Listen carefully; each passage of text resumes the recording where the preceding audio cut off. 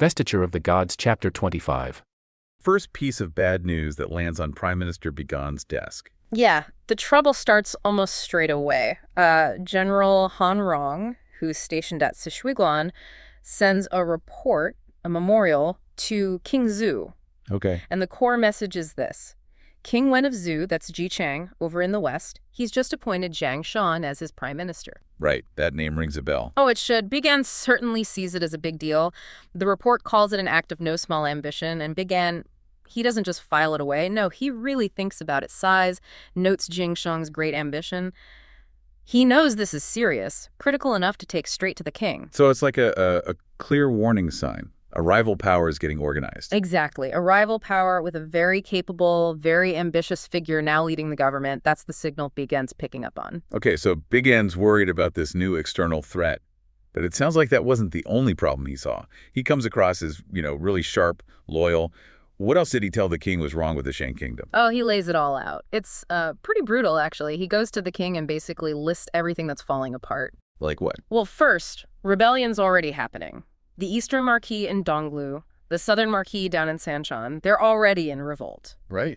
Then he warns that King Wen with Jiang Shang could stir things up in the West. Knife and swords rising, the people stirring in rebellion, chaos. So internal and external military threats. Yes, but it's even worse. He talks about the homeland itself. Droughts and floods at inopportune times, the economy's collapsing, people impoverished, military weary, and crucially, treasuries empty. Wow.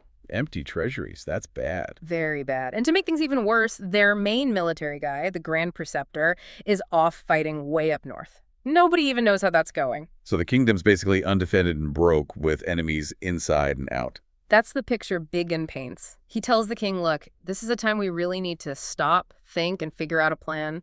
Monarch and ministers together, he's practically screaming, we are on the edge here. Okay, that sounds dire. You've got rebellions, a potential invasion, economic ruin, the army's leader's MIA. How does King Zhu take this? Does Bigan's warning actually land, or does someone else chime in? Well, this is where it gets frustrating, I suppose. King Zhu's reaction is, well, not great. Instead of taking Bigan's very serious, very detailed warning to heart, he gets, let's say, distracted. Distracted.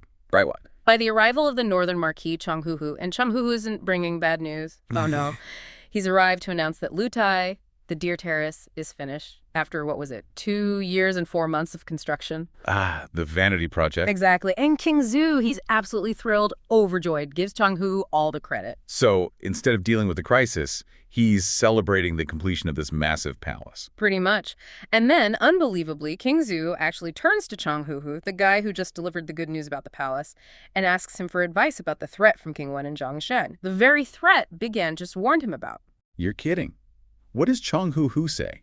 Let me guess, it wasn't exactly strategic genius. Not quite. Changhuhu basically pours honey in the king's ear. Pure flattery and dismissal. He scoffs at King Wen. What ability does he have? And Jiang Shang, he's just, what sort of thing? Seriously, he dismissed Jiang Shang like that. Yep. It compares them to, frogs, frogs stuck in a well who can only see a tiny patch of sky. And fireflies, tiny lights, no real threat. Says their efforts are like cold cicadas clinging to dry willows. They'll just shrivel up and disappear. So just ignore them. That's the advice. Ignore them. They're powerless.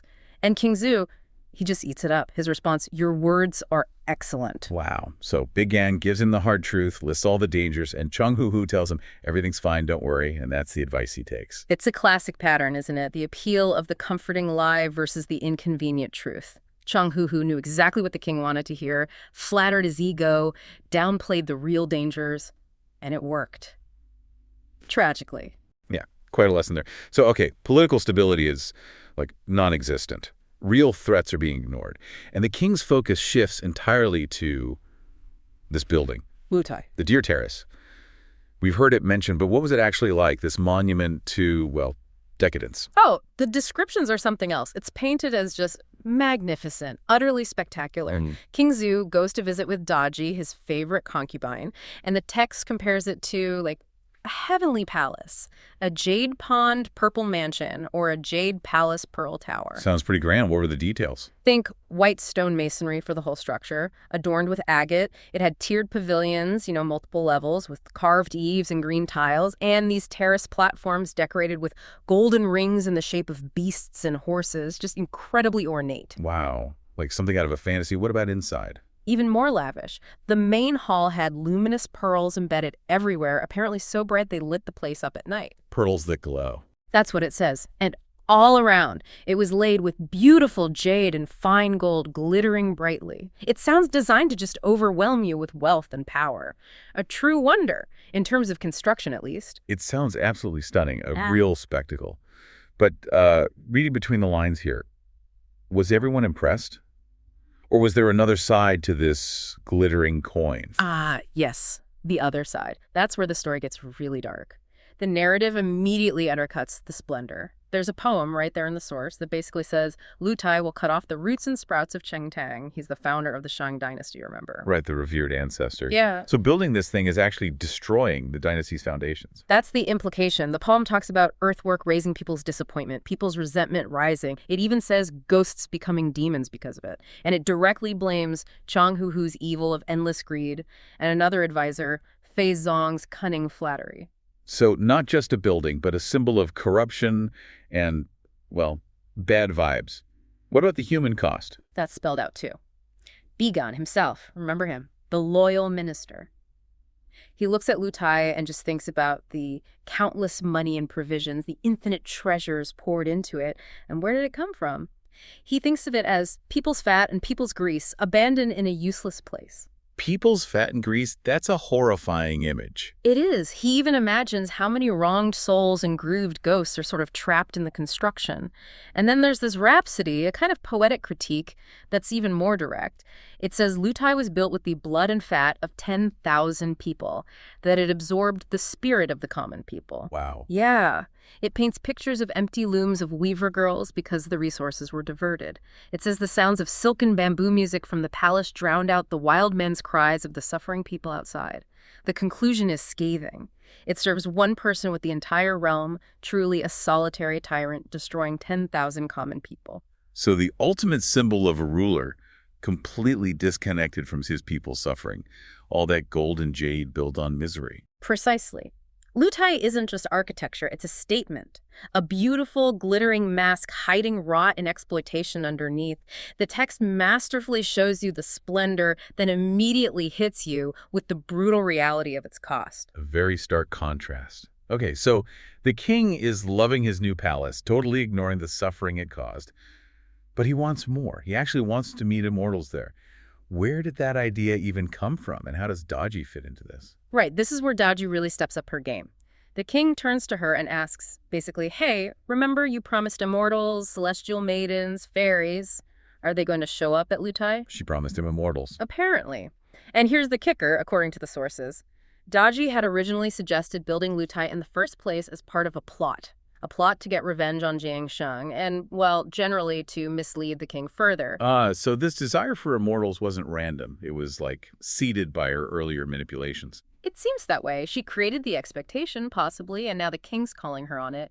But she doesn't miss a beat. She uses it. Okay, so how does she handle it? Did she say, oh yeah, they're coming Tuesday? Not quite. She's much smoother than that. She gives him this kind of vague, mystical answer. Says that immortals are pure and virtuous beings, very special. They'll only visit, she says, when the conditions are perfect. Moon is full and bright, with no clouds in the clear sky. Setting the stage. Exactly. And King Zhu, completely buying it, figures out the full moon is just a few days away. He gets all excited and insists, okay, great, let's meet them then. He's totally hooked. Hook, line, and sinker. And Daji, she doesn't just wait for the full moon, does she? She actually does something pretty dramatic that night, revealing her true colors. She absolutely does. It gets really supernatural here. On the night of September 13th, so before the full moon banquet, she waits for King Zhu to pass out drunk, basically. Okay. Then, the text says, her primordial spirit exits her body. It's described as Yuanxing Chuqiao. Basically, her true essence, her spirit form, leaves her physical body in a gust of wind. Whoa, so she's not human. Definitely not. This confirms she's a powerful spirit entity. Likely the fox spirit the legends say she is. Her spirit travels quite a distance, 35 li, maybe 17 or 18 kilometers south of the capital city, Chaosh. She goes to a place called Xuanyuan Mound. And what's there? Her kin, essentially. She's greeted by a whole bunch of other fox spirits and also this figure called the nine-headed pheasant spirit, another powerful demon. So it's like a family reunion of shape-shifting spirits. What's the plan she cooks up with them? She tells them King Zhu wants to meet immortals. And her plan is, well, brilliant deception. She tells the spirits there who can shapeshift to transform themselves, become immortals, celestial maidens, or fairies. Fake immortals. Exactly. They're to attend a big feast she's planning at Lutai called the Nine Dragon Feast. Those spirits who can't shapeshift, they have to stay behind. How many fakes did they manage to recruit? The nine-headed pheasant spirit checks and says they have 39 spirits ready and able to transform. 39 fake immortals for the king's party. Though the pheasant spirit herself says she can't make it, she has other business. 39. Okay. And then Daji just pops back into her body. Yep. Her spirit returns. King Zhu is still out cold, completely unaware that his concubine just took a spirit journey and arranged for a demonic masquerade ball on his brand new terrace. It's incredible, the level of manipulation. Yeah. Exploiting his ego, his desire for the fantastical, that detail about the primordial spirit, the specific number of fake immortals. It's chillingly precise. It really shows how vulnerable power can be when it desperately wants to believe in something magical, something beyond the ordinary, especially when reality is so grim. Daji plays him perfectly. So the trap is set. A demonic feast disguised as a heavenly gathering. The king is completely fooled, expecting genuine immortals. But who does Daji nominate to actually, host this incredibly deceptive, potentially disastrous event? This is the final twist of the knife, really. The next day, the king's all excited, asks Daji how to prepare. She suggests the setup. 39 tables, because there are 39 immortals coming, arranged in 3 layers on Lutai. Very specific. Oh. And then she says, you need a really good host, a generous minister to pour wine and accompany the banquet, someone with gravitas. Let me guess. You got it. King Zhu immediately says, Big An, he's the only one, the man with a vast capacity among my ministers. Oh no, Big An, the one guy who sees through all the nonsense, the one who tried to warn him. The very same. He's summoned, and King Zhu commands him, be at Lutai on the 15th, the night of the full moon, ready to host the immortals. That is just cruel irony. How does Big An react? He must know something is deeply wrong with this meeting immortals idea. Oh, he knows. He's completely floored, confused, distressed.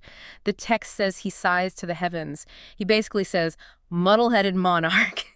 He laments how bad things are, state and dynasty in such a plight, national affairs grow more precarious each day. And now this foolish, perverse idea to meet immortals. Does he suspect Daji? Or just think the king's lost it? He calls it evil talk. He knows it's not right, asks, how can it be a good omen for the country? He goes back home, just utterly bewildered, stuck with this impossible, ludicrous task. He sees the disaster coming, but he's crapped by his duty to this deluded king. King Zhu, and he's just absolutely buzzing with eagerness, ready to host these supposed immortals. Yeah, he's bought into it. Totally. And the preparations they describe are just, well, spectacular. The date's September 15th, twilight. Picture this. The Grand Deer Terrace, 39 tables laid out. Stirring high. In 3 magnificent tiers.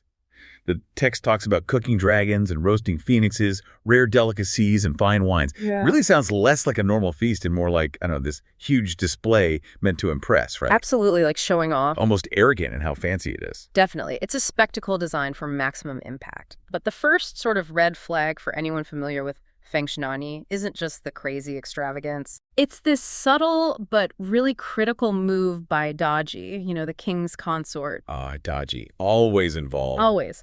Before the guests even show up, she tells King Zhu not to meet them directly. Oh, why? Her reason: to stop any leaking heavenly secrets. Which, immediately shows her manipulating things, right? It foreshadows what these guests are really about. Yeah, that's suspicious. It makes you ask, what kind of secrets are so delicate they can't handle the king seeing them? Especially if they were really divine beings. It suggests the lie itself is kind of fragile. So Daji keeps the king away, and boom, the whole atmosphere just shifts. Yeah. Drastically. The text gives us this incredible image. Demonic clouds rise to shroud the cosmos, cold mist and haze darken heaven and earth. Powerful stuff. It is. What does this immediate dramatic change in the environment tell us about who's really arriving? And what's it supposed to do to King Zhu, who's apparently peeking through a curtain, feeling his heart trembling? Well, it's a brilliant narrative trick, isn't it? The text uses these vivid atmospheric details, not just to set a scene, but to signal right away, hey, something sinister and unnatural is here. The demonic clouds and cold mist, they're not just bad weather. They're like literal manifestations of these beings cloaking their arrival in this sort of fake sublime while hinting at something really quite nasty underneath. Okay. And King Zhu's trembling heart. It's not just simple fear. It's that gut feeling, that instinctive recognition of something deeply unnatural. It's like a little crack in the fantasy he's built up about divine favor. Oh. Even from far away, the illusion's already showing strains. And when these immortals finally do arrive, dropping onto the terrace in all this swirling chaos, their appearance is just as elaborately fake. Right. They're described in robes of 5 colors, blue, yellow, red, white, black, fancy headwear, like fishtail crowns, 9-yang scarves, double bun hairstyle. They look like immortal maidens and celestial princesses. The whole 9 yards. Exactly. A perfect visual illusion. But there's a clue, almost like a little Easter egg for the sharp reader, hidden in the poem about their entrance. Exactly right. The poem drops this immediate, subtle hint connecting them straight to Daji. It says, under Empress Su's gaze, her descendants are revered. Ah, Empress Su being Daji's original name? Sort of? Precisely. So that line is absolutely key because it subtly points out these aren't just random immortals. They are Daji's descendants, her minions. It sets the stage right away for who these mystery guests really are. The text is kind of winking at you, revealing the truth, even while the characters are supposed to be fooled. Classic foreshadowing. So with these fancy disguised figures now filling the Deer Terrace, who's the first mortal there to actually interact with them? Yeah. And maybe, just maybe, see past the disguise. That would be Big Gan, the Grand Counselor. Okay, Big Gan. He shows up in his formal court dress, looking all dutiful and loyal, ready to help host the banquet. He checks out these immortals up close, and at first glance, they genuinely seem to have that immortal demeanor and ascetic bones vibe. They look the part. Totally. They look like these ageless, calm beings. Outwardly, they are exactly who they claim to be. But like we're seeing, appearances are masters of deception in this story. Something, even to a sharp eye, is a little off. And what's really fascinating here, and it highlights how deep the novel gets about perception, is that even with this super convincing visual disguise, Big Gan, who's often shown as having this pure spirit, sharp senses, he notices something totally out of place, a distinct fox stench. The smell. Yeah, a pervasive, unmistakable fox smell. And he immediately thinks to himself, immortals are beings of pure senses. Why is this foul odor assailing me? That's his first big clue, isn't it? It absolutely is. What does that say about perception? That sometimes the biggest truths aren't seen, but smelled. Something almost primal cutting through the visual noise. It's such a brilliant detail. It shows that true nature, can't be completely hidden just by looking different. Their magical disguises might fool the eyes, but they can't quite cover up their basic animal essence. Especially not from someone spiritually tuned in like Big Gan. It's a powerful point that sensory details, the ones we often ignore, can be the ultimate truth tellers when you're up against illusion. The body knows, even if the mind's trying to believe the lie. But even with these growing doubts, duty calls. The drinking starts. Big Gan has to serve wine to all 39 tables, playing his part as the official host. Doing his job. And interestingly, Daji keeps pushing him. Keep serving, keep serving. Makes you wonder if she's trying to keep him busy, or maybe worse, trying to make sure her guests get really drunk on that royal wine. Could be both. And these immortals, clearly not used to such strong stuff, start losing it. You can almost feel the tension building. You know what's coming. And here's where it all starts to really fall apart.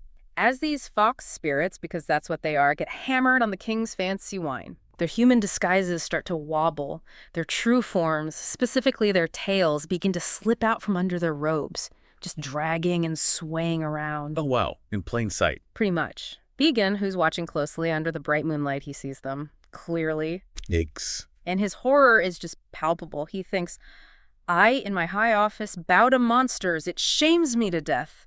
This is it. The big reveal. The moment the mask slips. Publicly. The illusion just shatters. Completely. The monstrous truth is laid bare right there in front of a top official. It's a great example of how even the fanciest deceptions can unravel thanks to something as simple as booze.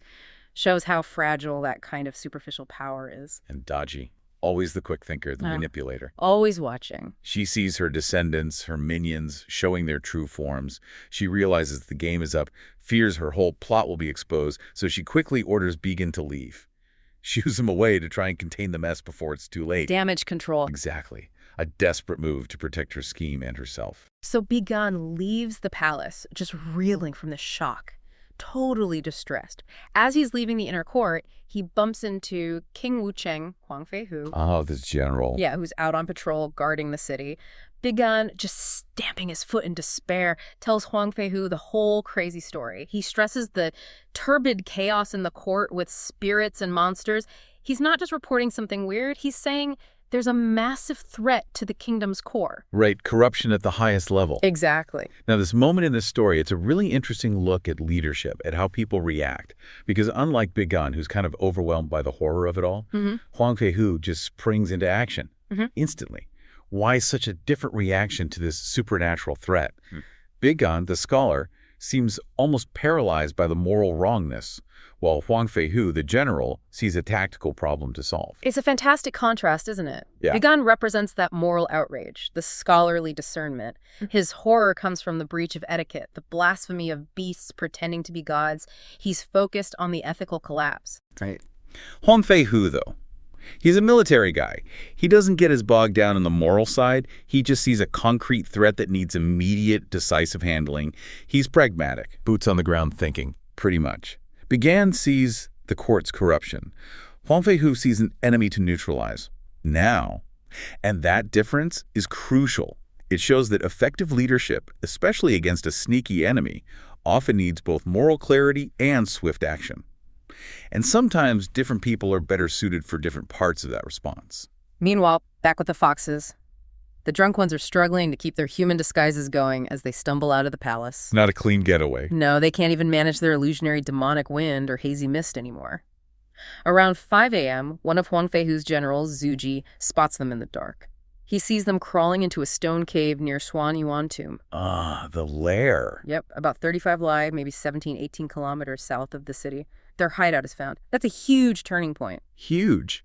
And when Zuji reports back, Huang Feihu doesn't hesitate, does he? Orders swift justice. Swift and brutal.